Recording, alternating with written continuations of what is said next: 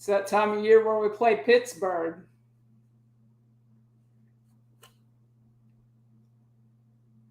Let's go beat some Panthers.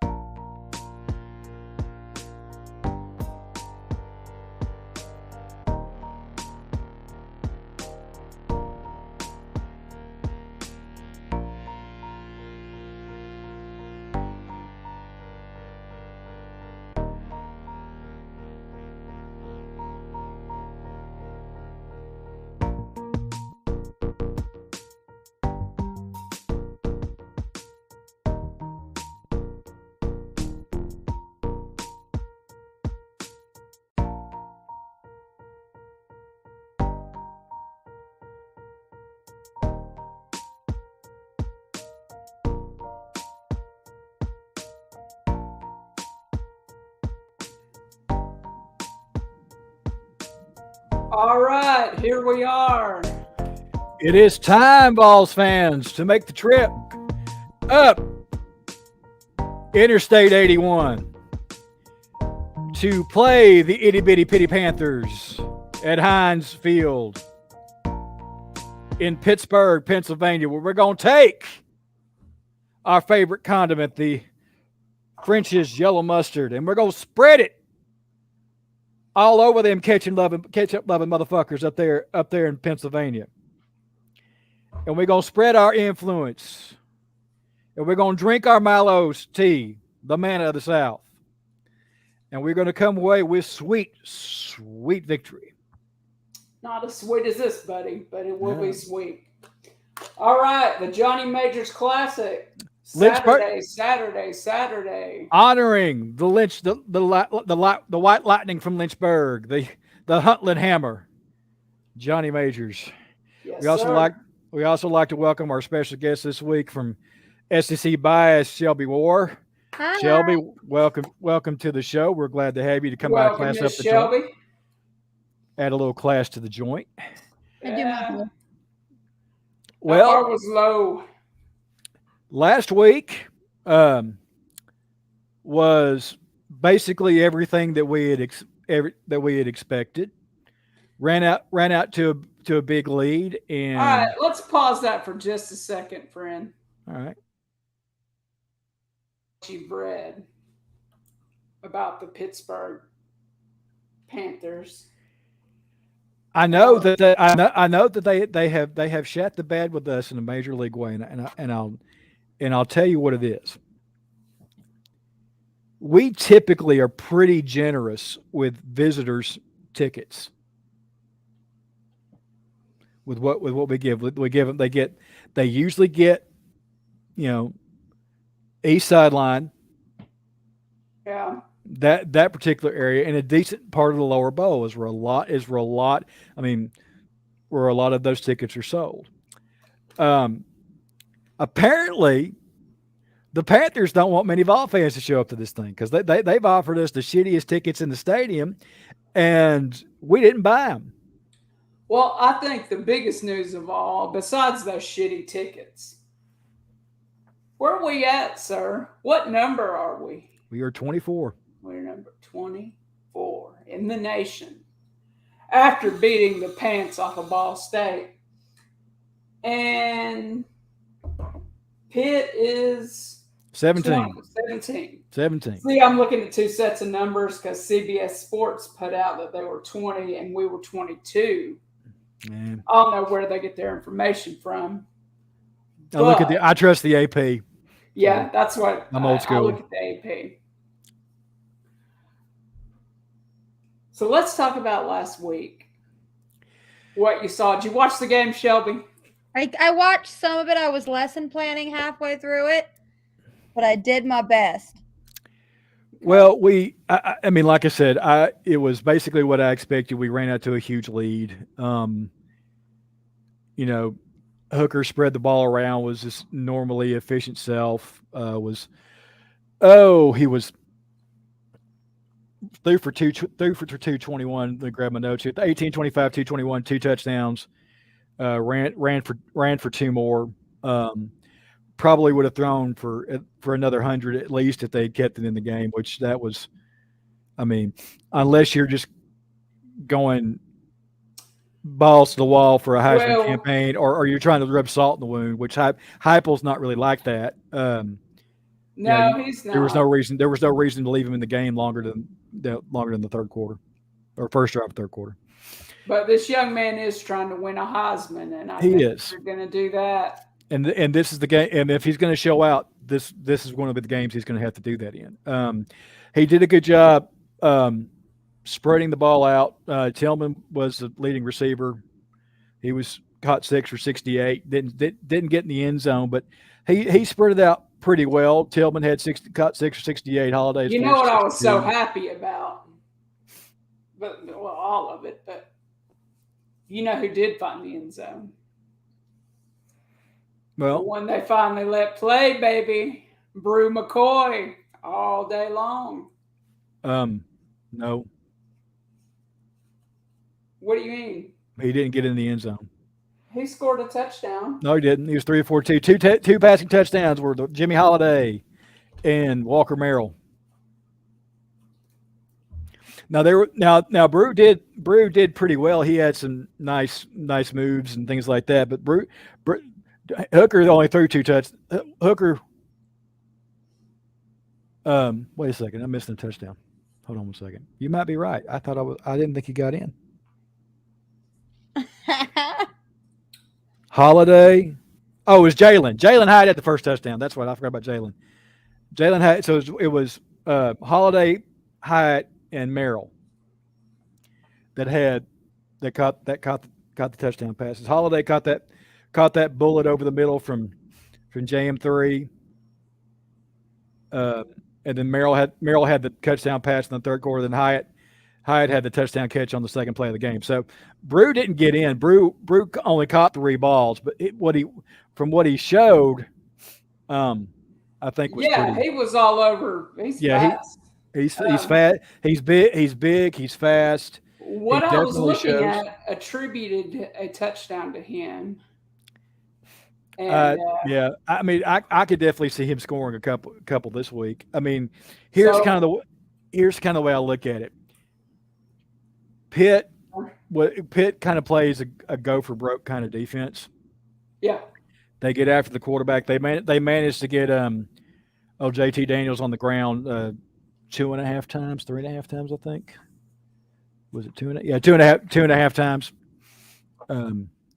So they still managed to put up 404 yards against Pitt. So West Virginia actually outgained Pitt by 20 yards, but they still Pitt's numbers, they're not as good as ours, frankly. Well, but you got to consider the level of competition there. I mean, I'm not going to disrespect Pitt that much by trying to compare. Yeah, I understand that. But their quarterback just wasn't as efficient. Yeah. He wasn't, and he goes for that long ball, and he made a couple of connections, but his longest pass was for 64 yards. He had 1 TD, and they rushed for 2 more. The thing that won the game for him was an interception at the end that got returned for a touchdown. So JT definitely threw that game away. What I'm kind of looking to as far as this game is, if Pitt does blitz a lot, if they do kind of go for broke, honestly, if they're going to see a lot of that, I'm going to go. What I would do is if I'm going to run shotgun, I'm going 2 backs in the backfield. Yeah. Keep try to keep or get or do one back and then put an H back up high and have that extra blocker in there. And I'm going to dink and dunk them to death. I'm going to go for those, 7 to 10 mid range passes. Yeah, if they're going to And blitz just you all the time, you got to make yeah, them. you could just dump it over the linebackers' heads Yeah. and rely on your guys to Get make that some tight end across the middle. rely on your guys to make some moves. Well, I mean, this is and that's kind of an ideal thing for somebody like Squirrel White, who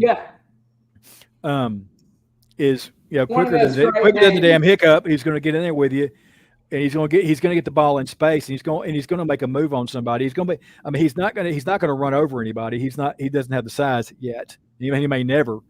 But if you get him in space and you give him a couple yard cushion, he's going to put a wiggle on you and he's going to go. But then you do have Tillman and Brew, who are completely capable of trucking defensive backs. Yeah. I think the run game is going to be as always is going to be key. Pitt did not really have a whole heck of a lot of success running the ball. They only ran the ball for 118 yards against West Virginia. Yeah, which is honestly which surprised me because it's the complete opposite of what Pat Narduzzi said they were going to do. I mean, that's why no longer there. That's why they got rid of their offensive coordinator last year, because Narduzzi thought he threw the ball too damn much. And so he said, we're gonna line up and run the ball. Well, they just did not do a very good job on it. I mean, they did get in the end zone a couple of times, but their leading rusher only had 74 yards in. Yeah. They ran for 118 total, and that's, I mean, against a balanced offense like they're going to see on Saturday, that's not going to cut it. They're going to have to. They're going to have to, at least attempt to double that. All right. I'll tell you somebody who I noticed, and maybe it's just because of his last name, but he had some good plays versus West Virginia. Y'all know who I'm talking about. Abanaconda. Oh yes, yeah, he was. Yeah, he caught their one passing touchdown. I think he went for 24 yards. He had 16 yards rushing. So he was valuable to him. I mean, he was definitely a contributor as far as getting the ball in the end zone and making plays. But it just, I mean, he had more yards receiving than he did rushing.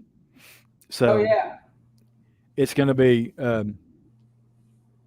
It's going to be really interesting to see what he can do against our halfback going out front for a pass seven. It's our front seven.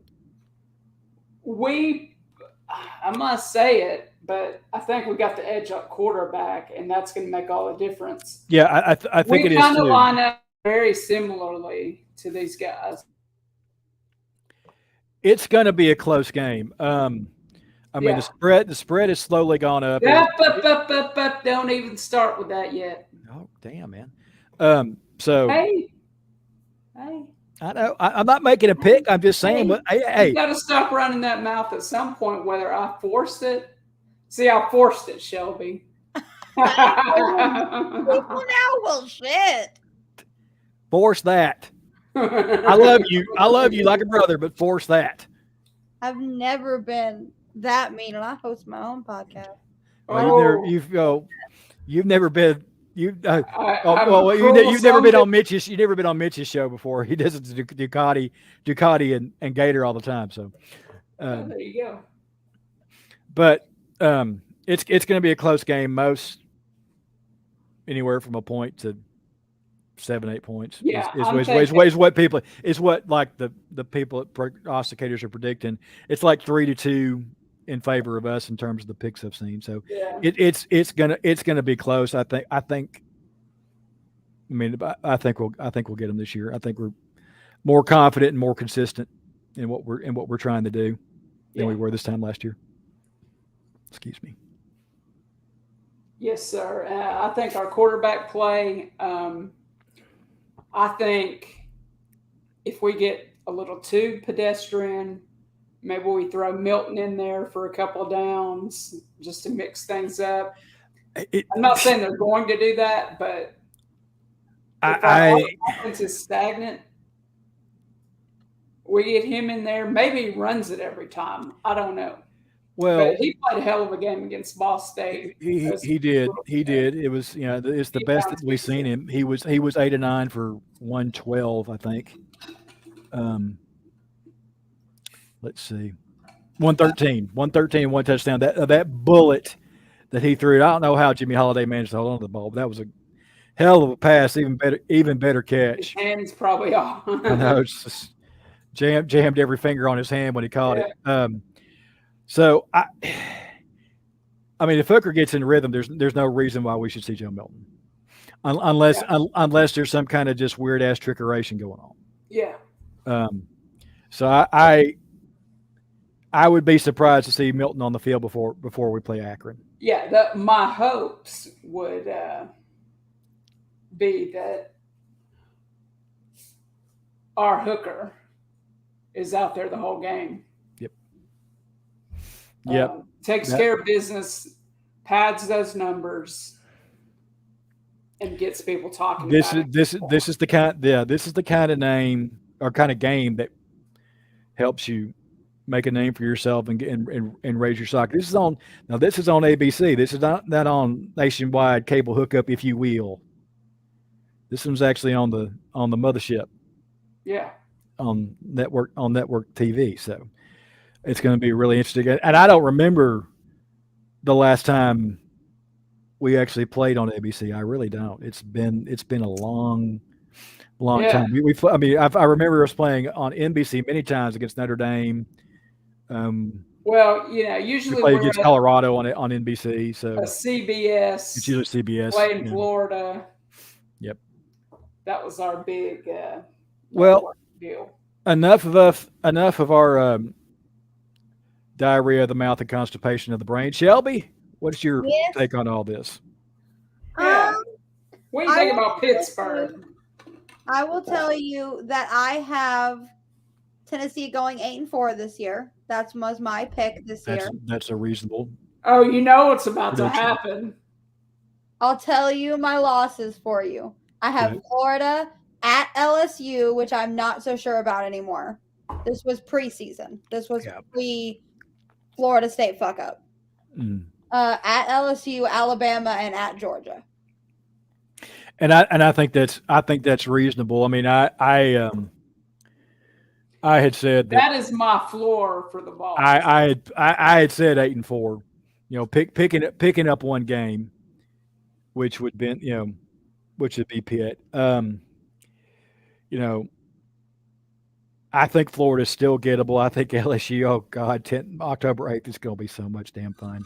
Wait till you see the good, the bad, the double bag. Double bag. So I think that's a perfectly reasonable prediction.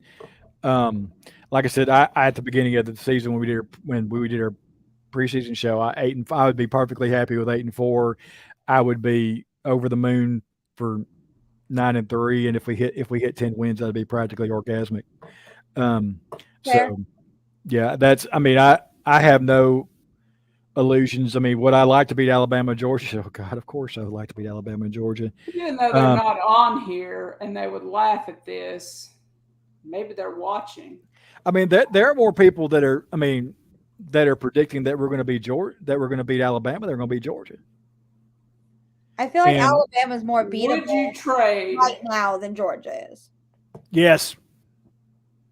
Would I trade an Alabama win for a Georgia loss? Absolutely fucking a yes.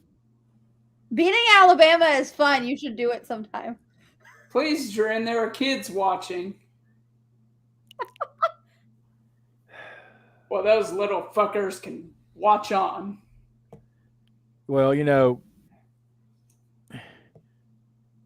those who are eminently qualified, if they want to comment, they should just go ahead and join up and Yeah, I put the link to our show on. Make themselves known. Anyway, yeah, would I absolutely trade a Alabama victory for a Georgia loss? Yeah, I'd do it because I mean, look, I don't. I have a great many friends. That wasn't even the question, though. I was going Okay, to. what's the question? Would you take an Alabama victory or a Georgia victory over a Florida loss? Ooh.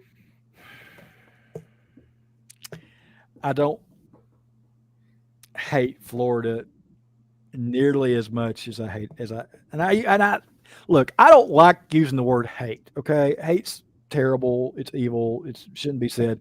But I don't hate Alabama. I don't hate Florida nearly as much as I hate Alabama. I don't hate Um, Milos. I mean, there's some good things that come out of the state of Alabama. I mean, Condrich Holloway, T. Martin, um, come to mind. But even though he did go to the movie, yes, the novel, no. Um, so there have been some good things that come out of the state of Alabama. Um, Unfortunately, not many. I mean, I have family who are Alabama fans, and I try not to hold that against them. I do love them dearly. I still consider them family. Um, they're not watching, However, but if we can be yes, team yes, killers, yes. I would begrudgingly say yes in that scenario. I would take a Florida loss over an Alabama win.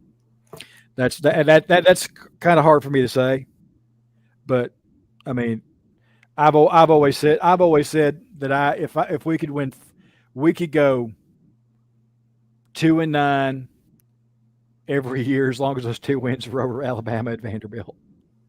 Okay, I won't say I'd be happy, but I'd say I definitely could live with it. You know, yeah.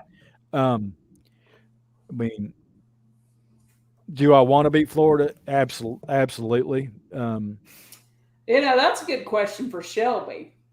What? Would you take losing to Texas ass, if it meant you're going to win over Bama? No. No? I will lose to Bama every year and beat Texas. I can't Good answer. because I She's can't. a definitive lady. I like it. Texas talks so much shit and they think they're special and I can't handle it. Alabama has earned the right to talk their shit. Texas hasn't. Okay. And I'm sick of it. And I'm sick of hearing, well, the overall record, okay, let's take all the This years is what with an all military school away. And then maybe we'll talk. let's just I hate to interrupt you there. I'm good. This idea of the overall record and all this. The last time I checked, when you play college football every season, last year's wins don't mean shit. Thank you. What have you done for me lately? Pretty much. Yep. Even though I do enjoy the fact that it is 723 in the great state of Texas, and Texas lost to Kansas in football twice, and I will never let them forget it. I'll have a comment during the pick section about the game this weekend when it comes up. But oh yeah. Anything? You froze up on us there, B. I'm not frozen now. Well, I didn't hear the question, so. Oh, anything else about Pitt? I mean, they're well coached. They're fine. They're trying. They're breaking in a new quarterback who's probably got starting out as a new quarterback has probably got the toughest stretch of anybody that I've seen so far. Say it. Let me say something. Fuck Pitt. Let's go beat that ass. On to the picks, ladies and gentlemen. Oh God! All right. How was that, Robin J. Richards? I think only those who are eminently qualified should be allowed to comment on something like that. But then again, that is Rich's we're talking about. Okay, first up, we just talked about him. Maybe I'll save it. Let's go for the Darganware special first. South Carolina, Arkansas.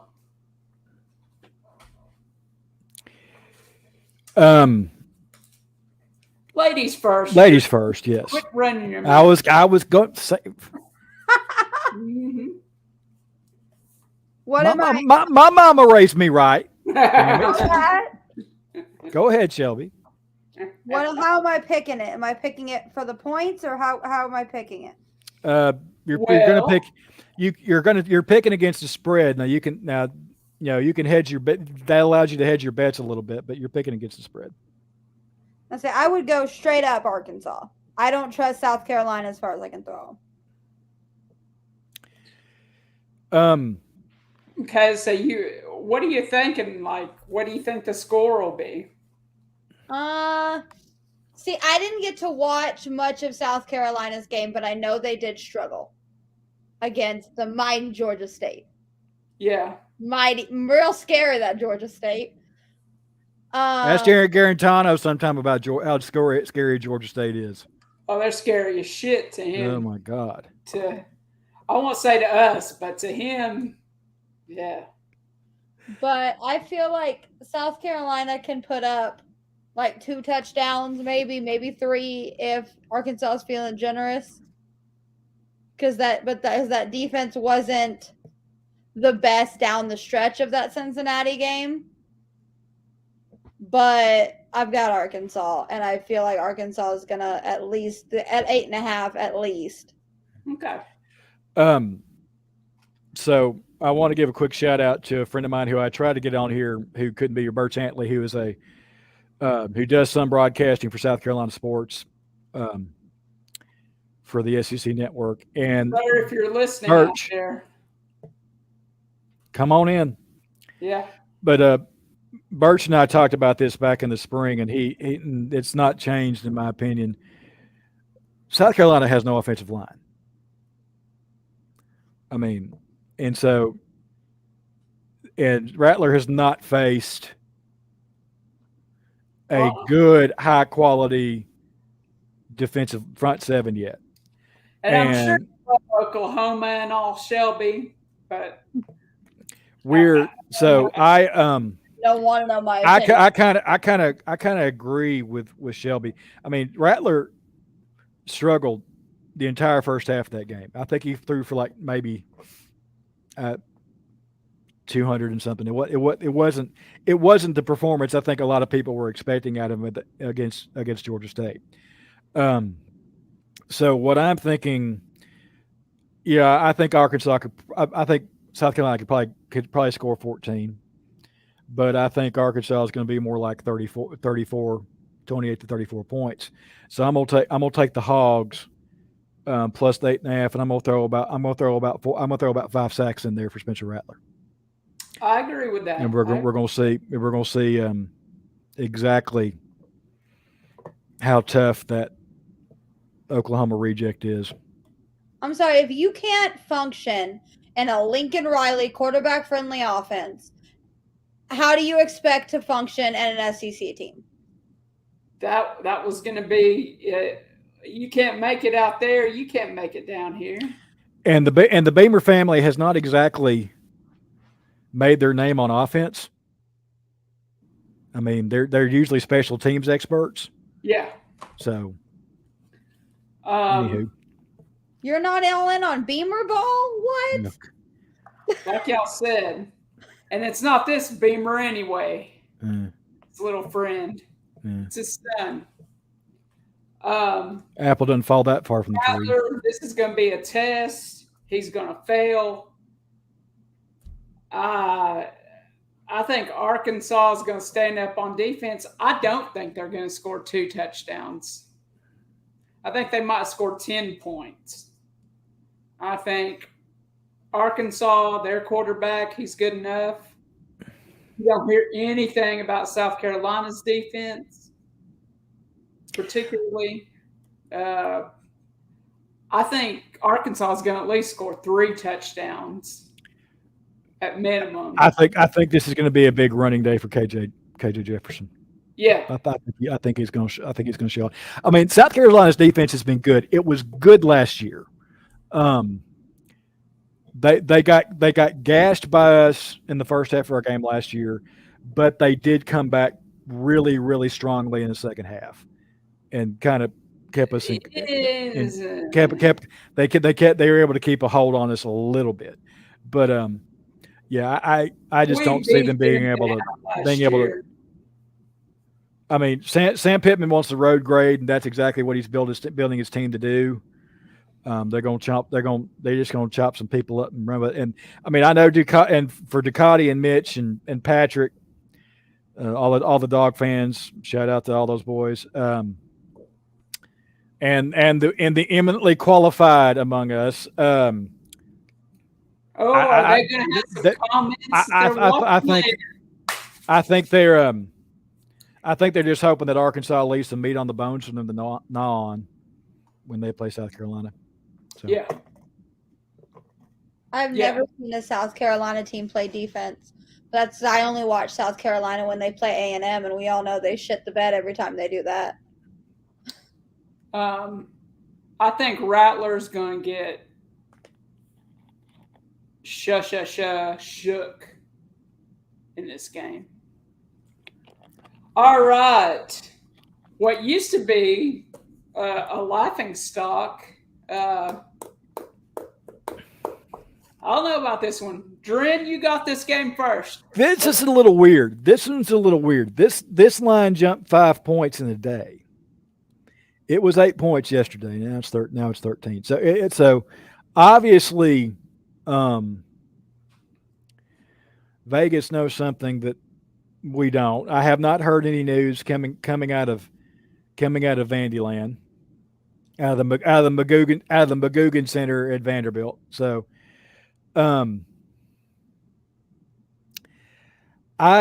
this has track meet written all over it. Vandy's secondary, as good as they looked against Hawaii, they looked like absolute garbage on fire against Elon, and very easily could have lost that game. They didn't cover. I mean, I was amazed Vanderbilt was a 19-point favorite in that game, and they didn't come close to covering. I'm gonna take Wake in the points. I think this is gonna be maybe a 55 to 35 game. I think there's going to be a lot of points scored in this game. It's going to be who's which defense is going to show up and make stops, and I have no faith in Vanderbilt's defense to do that. Not again. This is the first high octane offense they've really faced all year. Yeah. And that's not a slide on Elon. Elon did really, really well. I'm really interested to see what Elon does for the rest of the year in the FCS, because they put on a nice little show there in Nashville for the folks. The Mocs got to play them, I guess. Yeah, I think they are. I think they are SoCo. Yeah, I think they are Southern Conference. Yeah, but I'm gonna take the Fighting Clawsons. Okay. On this one, Miss Shelby. I saw Wake gets their quarterback back, is from what I've seen. Sam Hartman is coming back from his. He was out indefinitely a month ago for the blood clot, and now he's back. That's probably the difference in the 5 points right there. Yeah. Yeah, that was 2 days ago, though, so I don't know where that – yeah. But, yeah, I got Vandy in the points. I mean, Wake Forest in the points, sorry. Same. I would say, nope. No, I got Wake Forest in the points. I don't believe in Vandy. I love Vandy dearly. Our Vandy super fan is someone very near and dear to my heart. I love Matt dearly, but I can't pick Vandy. Okay. Y'all ready? Yep. Y'all ready? That's 2 wins for Vandy, correct? Yes. That's all I need, right? If they get 2 more, do you know what happens? Oh, God. The anchor down tattoo. there's going to be a tattoo on our friend Mikey. Tater door. I think they're going to win. Hopefully, I'm wrong, but I think it's going to be a shootout. Yeah. And that Vandy QB, he's got some wheels on him. And You mean the kid Blood Clot Jones, I don't know if he's ready. Johnny Manziel after that first game against Hawaii. You know, which I mean, if you're fast running down the football field, you're fast. It doesn't matter. I mean, it matters what defense you're playing, but you know, it's Wake Forest. So I'm going to take Vandy. I don't think they're going to win, but I think 13 points is too much. Okay. I think Wake Forest wins by 6, 7, something like that. But if Vandy does win, oh, that's 3, baby. We'll start picking out designs. Start Mikey all day. I hope you're watching this. If you're not watching, I hope you're watching later in the week. You're close, baby. You're getting close to that wanker tattoo. That's a W and the anchor. Wanker. Come on. How can you not root for that? If they win, I got NIU as a win next week, so you never know. Yeah. All right. This is what I'm disappointed that we don't have Ethan here, who's been rather quiet about this game, in my opinion. Florida man, here's to you. This one is a bit scary. Who's going to run the ball for Kentucky? That's the question. I mean, you know, they're not suspended. They're not. Don't say suspended. Don't say suspended. It's like the don't say gay law. Don't say suspended. Pretty much. You know, that's what the reporters say. That's not what the coaches say at Kentucky. But I mean, Shelby, did you see that video? Mm-mm. Okay. The press conference. Oh, we have to get that recording to her, where, Coach Mark Stoops basically said, you know, not basically. He says, well, I'm sure we're going to face suspensions. No. He said we're going to be missing multiple games, and the reporter goes, well, how long is suspensions are we talking about? He says the word suspension. Oh, he did? Did he? Yes. Oh, okay. And then he goes. Yeah, it's been. I've slept since then. So suspensions. Well, that's a term you used. That's what you said. I didn't say that. Yeah,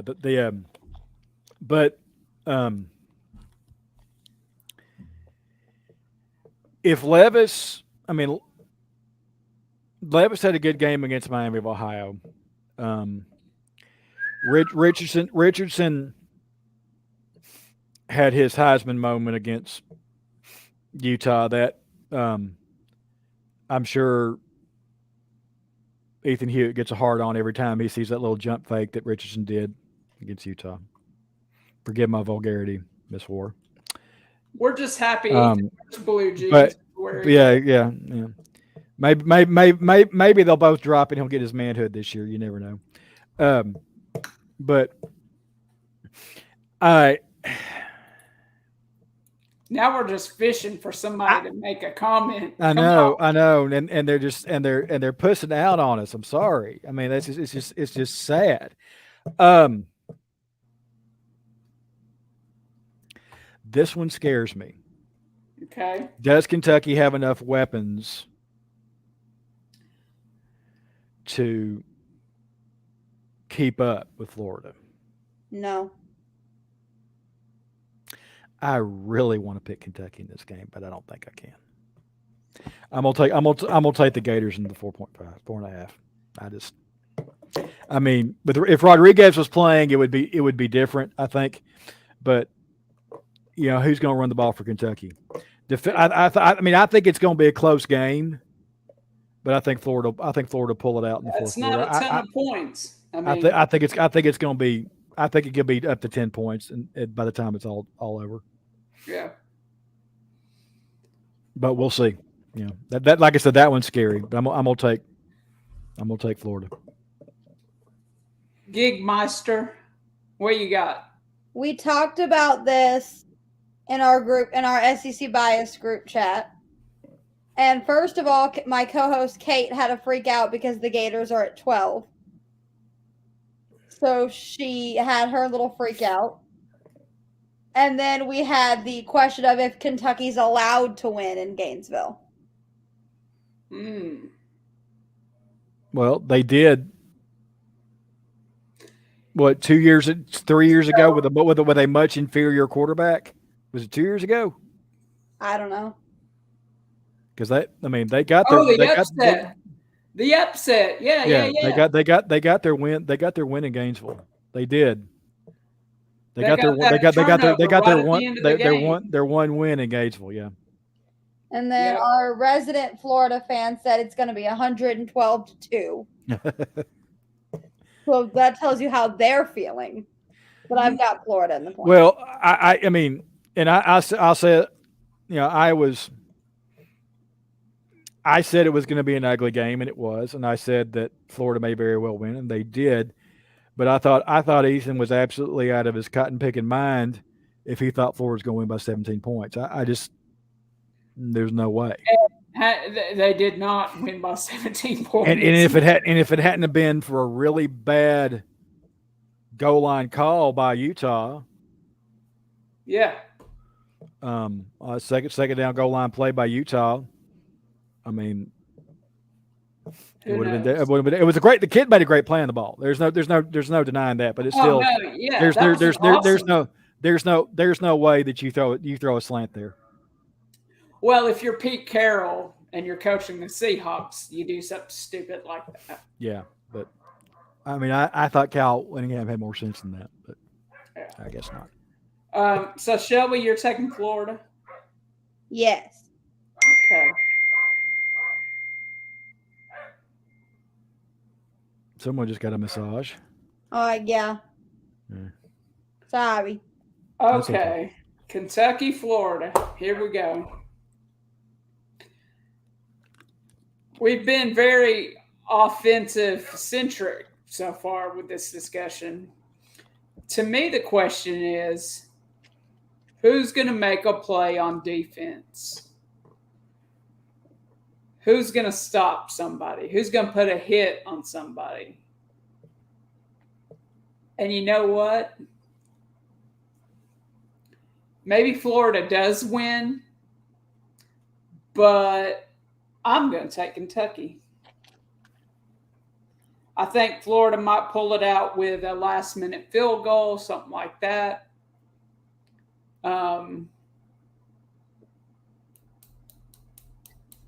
Just because. Yeah. That kid's a good quarterback for Kentucky. There's no doubt. Levis is a good first-round caliber quarterback. The question is does he have enough supporting cast left around him to be able to do anything? Right. That's my problem. Yeah. No, I get it. And I think with the running back not suspended, whatever you say. Unavailable. Unavailable for the football game. I think Kentucky wins for sure. Mm-hmm. But like I said, I think it's like a 3-point game in Florida's favor instead of that 4. All right. What haven't we covered? Oh.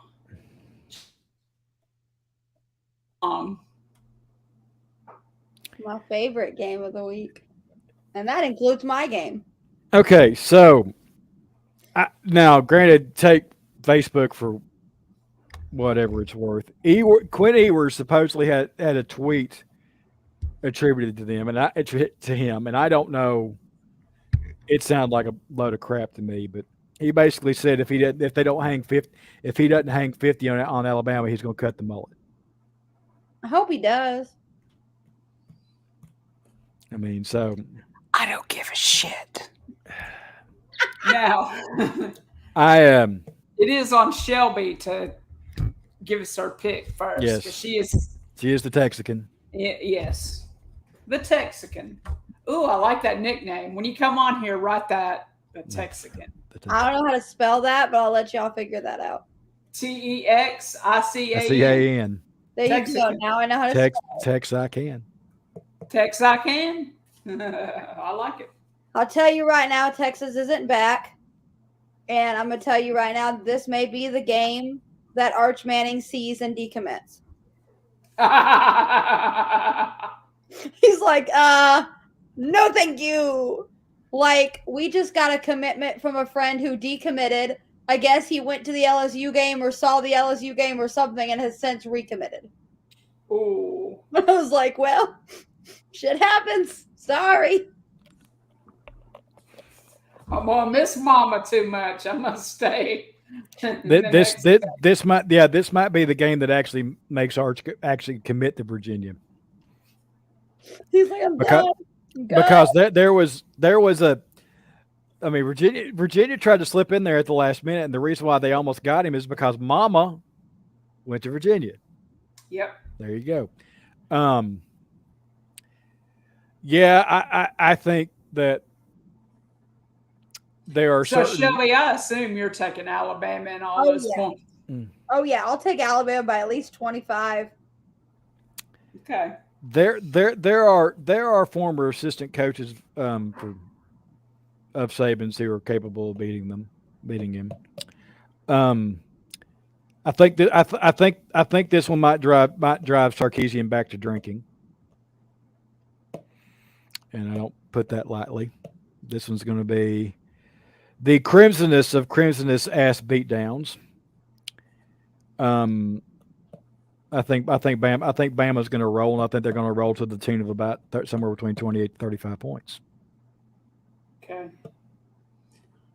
I detect no lies, as I said earlier to someone when they posted something. I detect zero lies in this conversation.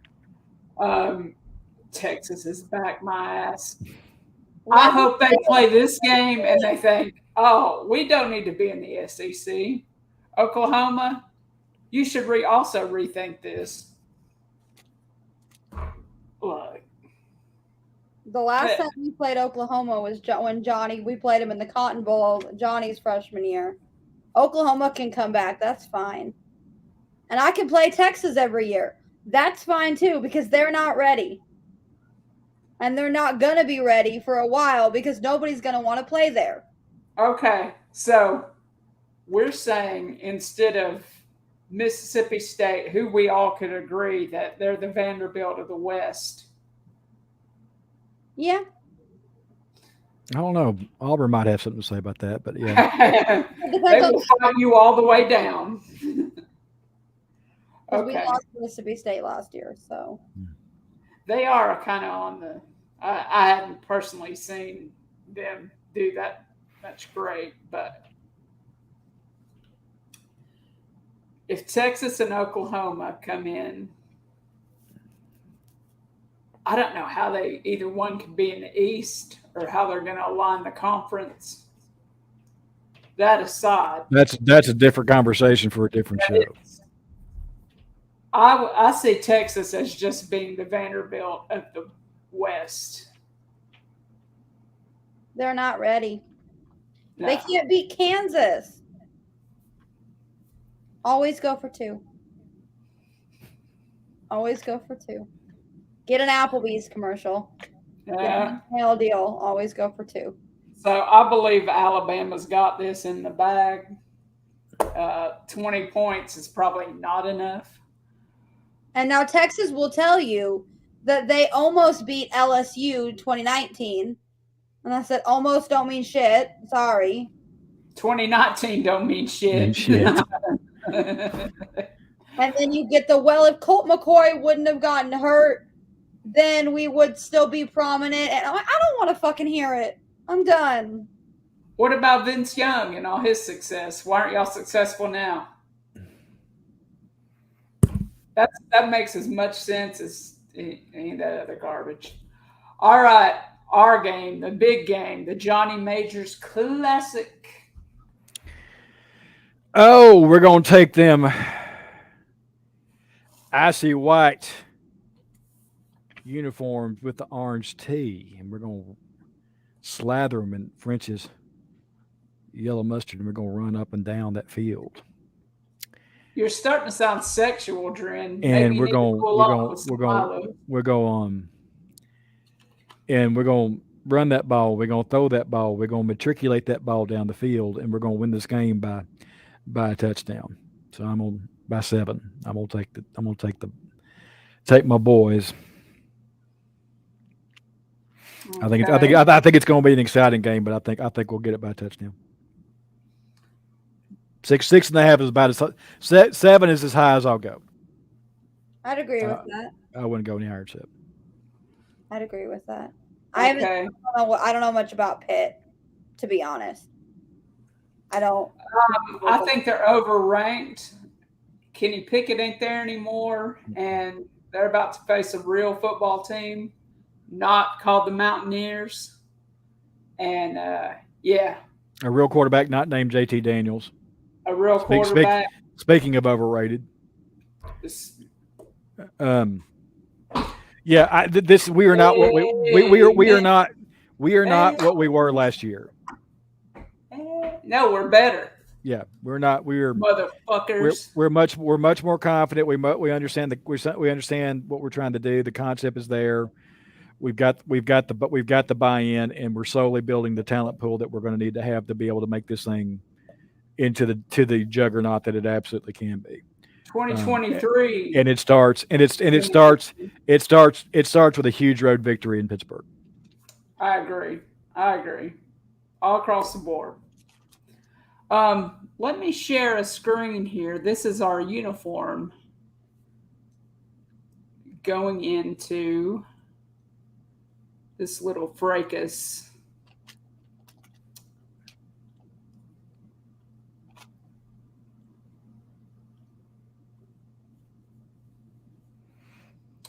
Why does this give me so much trouble? There we go.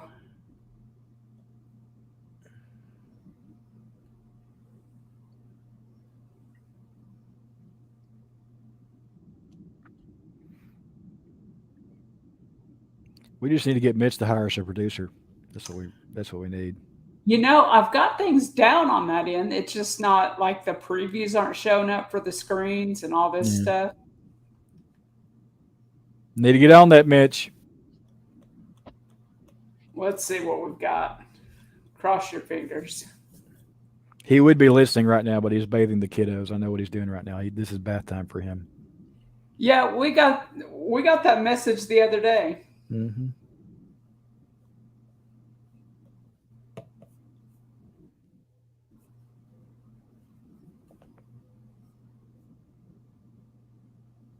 There it goes.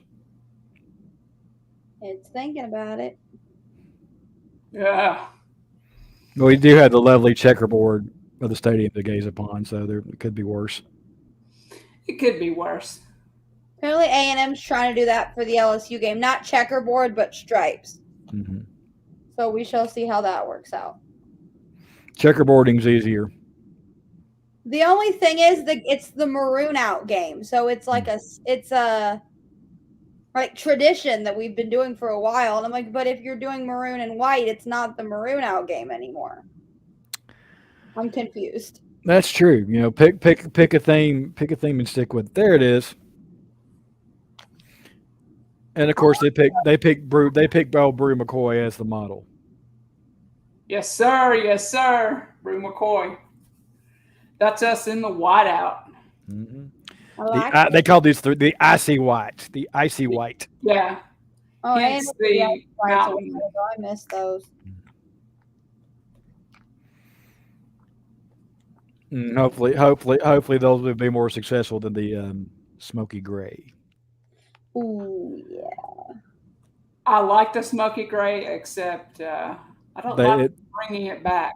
the flashbacks. It's just bad memories, man. Bad memories. Correct. Yep. Yep.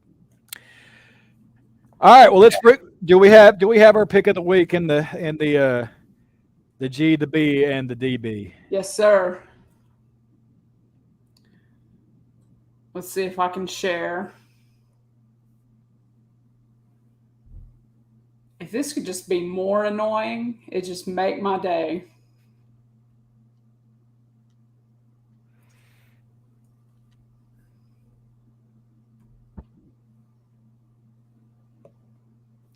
The joys of streaming. Yes, sir. We're thinking, and it's thinking.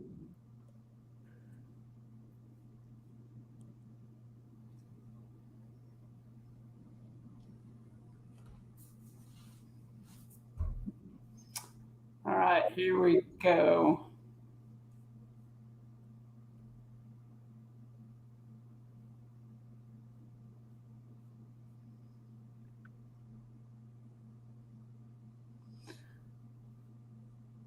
Well, so this hasn't worked at all. I'll just tell you who the good, the bad, and the double bagged are, and we'll talk about it. So first of all, I've got the 49-3 as the good. I'll be the first one to admit I did not see that coming. No, I didn't. Georgia went out there and laid waste to the Ducks. The only thing left were bones and feathers by the time, not on bones and feathers by the time they got done with that game. It was embarrassing. I was embarrassed for Oregon. yeah, it Um, was pathetic. And yeah, bonus. Oh, yeah. Poor Bo Nix. We all knew that moving to a time zone 3 hours away from Athens wasn't going to change anything. But it is what it is, kid. Um, good luck beating everybody else, trying to beat everybody else in the Pac-12. But there's a reason why you left. You should have stayed gone from the SEC. Yeah, You never should have come back to an ACC stadium. just to Georgia's credit, it was an embarrassing game, Yep. and the Ducks. What are they now? They're out of the top 25, I correct? think they are. Yeah. I think they're like I believe so. 27, Yeah. I something think like they are. that. So that was the good. The bad. Speaking of the ACC and the SEC and Pac-12, the bad is Dabo, and I wish I could share this picture because it is priceless. I'm gonna keep talking. So Dabo Sweeney, after his victory over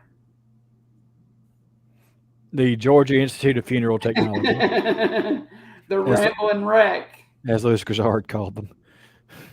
um, he said that the ACC was kind of comparable to the SEC. And he is Ho Dabo. just he is just incorrect. Dabo, until you get a quarterback, you just need to shut your freaking hole about the SEC because you're not going to beat Georgia, you're not going to beat Alabama, you're not going to beat Georgia, and if things go on the same trend of last year, you're going to be lucky to beat South Carolina. Um, you did put a decent second half against Tech, so there is that, but I have zero faith. I have zero faith in DJ Ugalele. I don't. Just name one other ACC team that is. You I can even mean, try to make that comparison. I mean, Florida State capitalized on crappy special teams play by LSU. Um, my, Carolina got lucky on an overthrow on a 2-point conversion. So it's going to be. I mean, it's not there. They're not there. I mean, yeah, they're comparable to the SEC. What, academically? Okay, I'll give you that. I, ACC overall academic play of that conference, absolutely. I will say that athletically, give me a fucking break. There's no way. no, There's no way. There's no way. I mean, there are four teams in the SEC right now that I would absolutely house Clemson right now. Alabama, Georgia, Arkansas, and A&M. A&M. Us. I think we could take Clemson. Yeah, Mikey, I said it. Oh. Um, So they're You not said number 2 in the nation? I think they're being giving a historical. It's based on recent history. I mean, Notre Dame. They're getting the Notre Dame ranking because of Notre Dame. Yeah, because of Notre Dame. So I don't see it offensively. They don't, and they looked very vulnerable defensively against Tech. yeah. I mean, against a good, consistent offense that has more than one weapon, more than two weapons, because Tech's quarterback is pretty decent, and they had one good receiver that he was throwing the ball to all the time. Well, just Beyond imagine if you will. beyond that, there's nobody there. I mean, Clemson's going to have a hard time beating Pitt. They're going to have a hard time beating NC State, Miami. Yeah. Oh, is this the fight? This is. Oh, this is the double bag. This is only part of the double bag because Double bag. I originally chose the double bag as one BK LSU loser Brian Kelly. As Keyshawn Booty supposedly said, a poor man's Ogeron before removing all mention of LSU from his Instagram. I don't know about poor, but just you can't drop that game. Dude. Now, Shelby, did you see this? The fight? No. Yeah. What game is this? Okay. This is Clemson Tech. This is at the end, and this is at the end of the fight. I didn't even pause it on where the so this drunken frat boy type at the game. Did they ever figure out whether that guy was a Georgia Tech fan? I don't know, but it'd been awesome if he was. Yes. But this guy starts giving this kid static, and he's 22. Yeah, and the kid's 15, and the guy swings at the kid, and the kid just absolutely lays into him with an overhand right. It was beautiful. Just knocks the shit out of him. Yeah, I mean, just absolutely.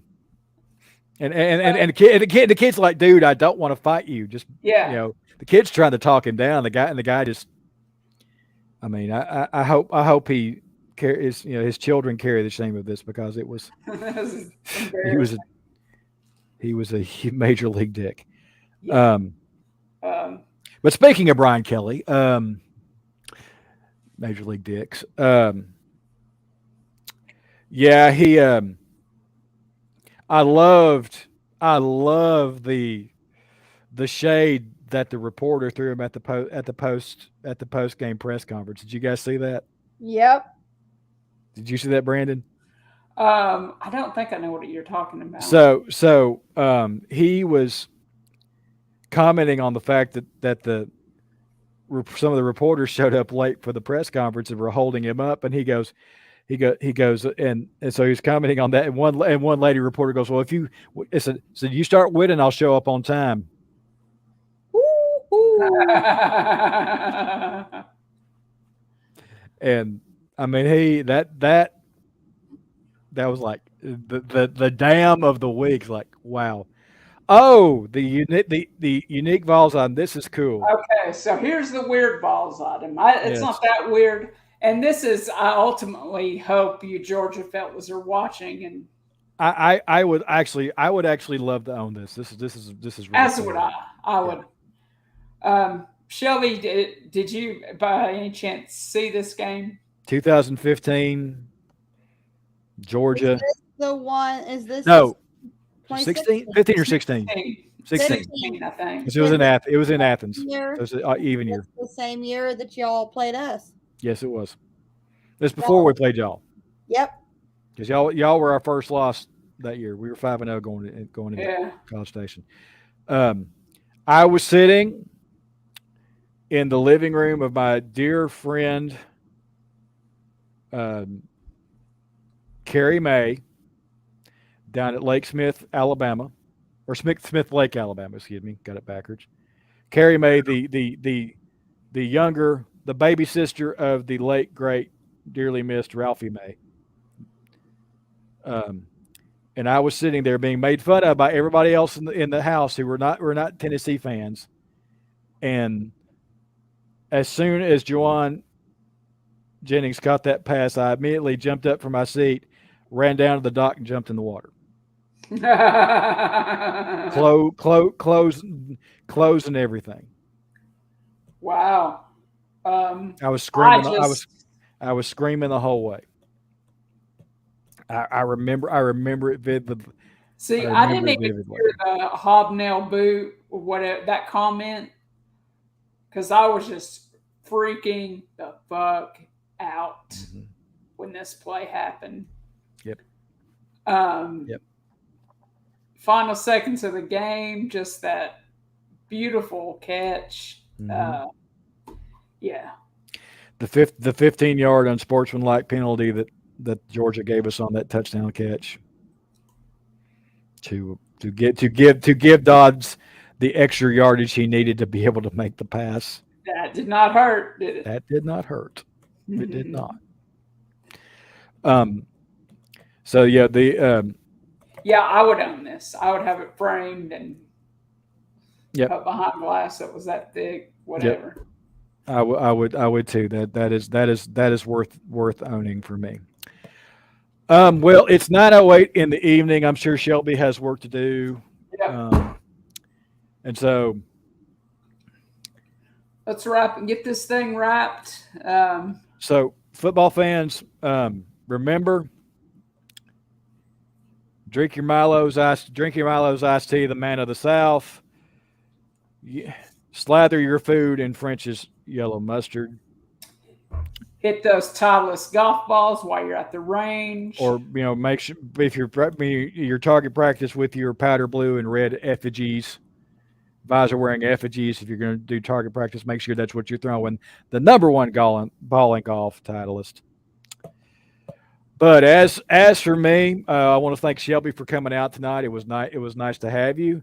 Max, we missed you this week, but obviously you were a little bit too busy fishing up everything. Our boy Max Scissorhands. Yes.